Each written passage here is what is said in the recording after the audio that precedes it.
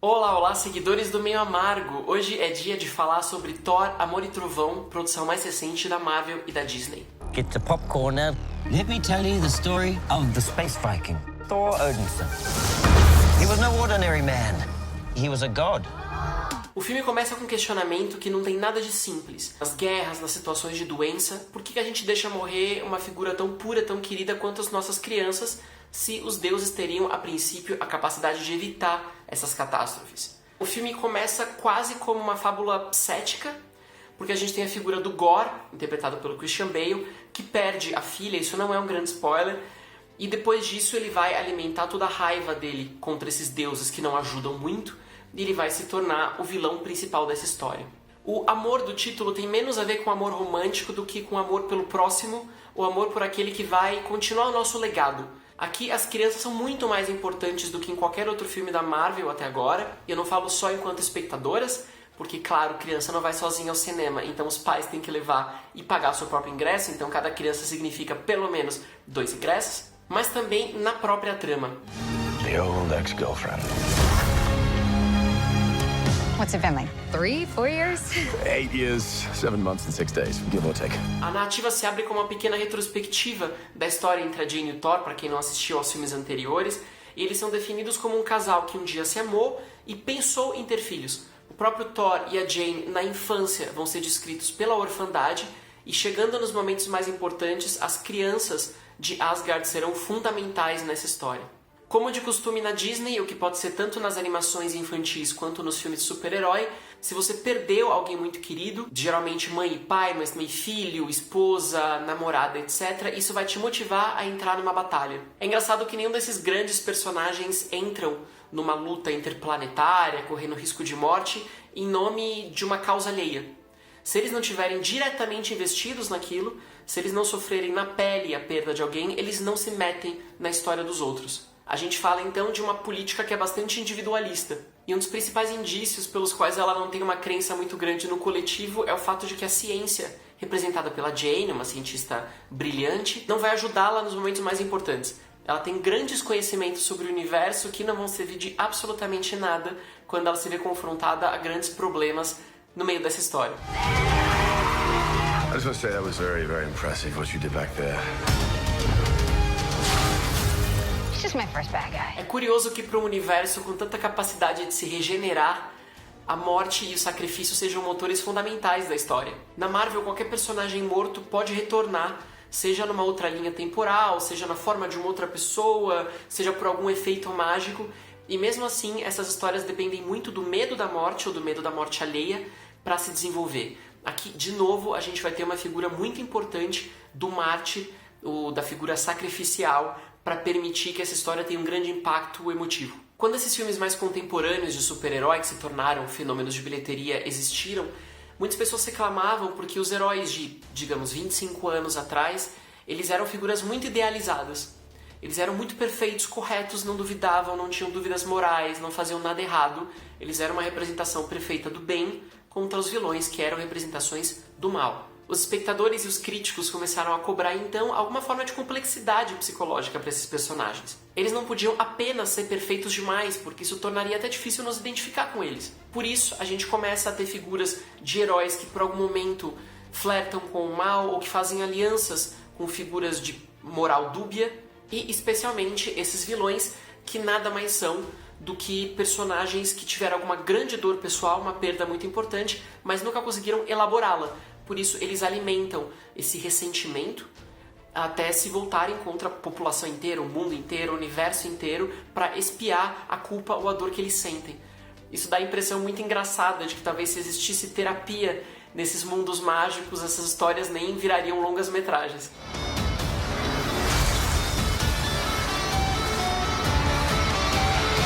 Thor, Amor e Trovão está repleto de piadas, algo que a gente já poderia esperar de um filme dirigido pelo Taika Waititi depois do sucesso de Thor Ragnarok.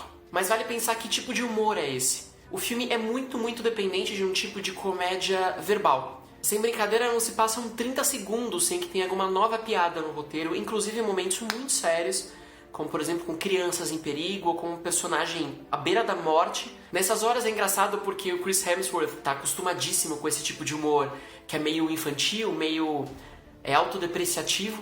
Ele tá zoando a sua própria imagem o tempo inteiro, enquanto a Natalie Portman já tem um pouco mais de dificuldade de entrar nisso. Ela é uma atriz extremamente talentosa, mas esse humor muito veloz de texto fica principalmente com Chris Hemsworth e com a Tessa Thompson. Em compensação, quando a gente chega nas cenas de maior teor dramático, daí é evidente que a Natalie Portman tem muito mais recursos do que o Chris Hemsworth e ela sai muito melhor. Mas de todo o elenco, quem mais chama atenção ainda é o Christian Bale. Ele é um sujeito que já foi muito bondoso e muito crente, numa transcendência, até ser traído por ela e que hoje exige alguma forma de reparação através da violência.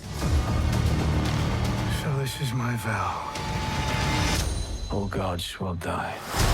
O que ocorre nessas últimas produções da Marvel, especialmente com Guardiões da Galáxia e os 2 últimos Thor, é que nada não pode ser desfeito de maneira muito rápida, muito fácil e com um sorriso nos lábios. Uma pessoa que morreu ou uma criatura que foi deixada para trás reaparece num piscar de olhos. Tudo é muito fácil de ser corrigido e ainda com uma piada. O humor vai impregnar inclusive essa estética muito queer do Thor, Amor e Trovão, que também já existia um pouco no Ragnarok, e que na verdade muitas pessoas já estavam preocupadas de, meu Deus, o que será da minha infância? Agora vou ter uma Thor feminina, meu Deus, vamos ter citações LGBTQIA+. Calma. Primeiro que, como a gente já disse em outros vídeos aqui, é o fato de você assistir eventualmente a personagens gays ou lésbicas não faz com que você vire gay ou lésbica. Segundo, que o filme tem uma maneira muito mais inteligente e mais sutil de lidar com sexualidades e com as minorias. Então sim, a gente tem a Valkyria, assumidamente lésbica, que fala a respeito. A gente tem um personagem que também encontra um namorado, mesmo sabendo que tudo isso é apenas citado. A Disney adora citar personagens que sejam gays sem de fato mostrar o afeto entre essas pessoas. Mas o filme tem umas questões interessantes, como por exemplo fazer a grande chegada dos personagens num universo distante através, digamos, de uma espécie de carruagem levada por um arco-íris. Tem ali um imaginário que é muito kitsch e muito queer. Inclusive com um personagem, uma criança, que não está contente com o próprio nome e exige ser chamado pelo nome de escolha dele, digamos um nome social. Por isso, o mal vai ser representado por um universo em preto e branco, um universo que perdeu suas cores, enquanto esse mundo de deuses é profundamente colorido. You are not like the other gods of kill. Because I have something worth fighting for. Tudo isso vai culminar numa cena em que o Thor se encontra completamente nu, numa arena, na frente de vários homens, mulheres e outras criaturas de sexualidade e gênero indefinidos, e todos ficam completamente deslumbrados com o corpo do personagem. Aliás, no fundo, o que seria a admiração de muitos homens por esse universo tradicional de quadrinhos, senão uma admiração por outras figuras masculinas? No entanto, para além de se imaginar essa figura de uma mulher Thor, o que existe de mais progressista em Thor, Amor e Trovão é a ideia de que esse grande super-herói, muito forte, sozinho não consegue mais salvar ninguém. Ele destrói um templo muito importante sem querer. Até o final, quando o tom se torna muito mais sério e grave, ele não consegue fazer nada se não tiver a presença de mulheres ao redor, como a Jane e a Valkyria. No final das contas, todo aquele corpo, todos aqueles músculos admirados pelos deuses são um tanto inúteis, eles podem se tornar até inferiores do que o corpo muito mais franzina da Natalie Portman com o seu machado, caso o machado venha escolhê-la. Let's see who you are. I take off your disguise. And flick! Oh, Flick too hard, damn it! No final das contas, Thor, Amor e Trovão encontra um meio termo ali muito saudável entre esses filmes de humor ainda mais insistente, infantil e um tanto imbecilizado, como os últimos Guardiões da Galáxia, e os filmes que tentam se levar a sério demais, sem perceber alguns absurdos da trama, como o Doutor Estranho no Multiverso da Loucura. Esse é um filme muito preocupado com o amanhã, e por isso ele deixa com que o presente seja menos importante, seja mais leve. Ele é um filme com poucas cenas de ação para o padrão Marvel, mas que consegue introduzir alguns elementos de horror, ali de horror real, muitos easter eggs, muitas participações especiais e inesperadas de atores famosos e novos personagens fofos, engraçados e muito simples que podem virar boneco, apostila, caderno, produtos derivados que são sim muito importantes dentro da indústria e principalmente para Marvel.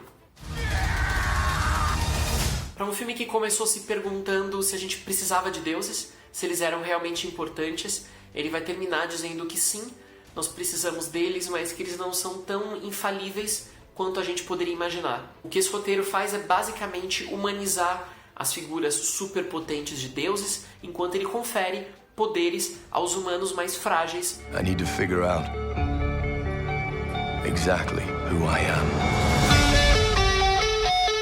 É isso, espero que você tenha gostado desse vídeo. Curta, compartilhe, em especial siga o canal e ative as notificações para não perder nada. E não deixe de acompanhar todos os textos, entrevistas, críticas, artigos publicados no meiamargo.com. Até a próxima!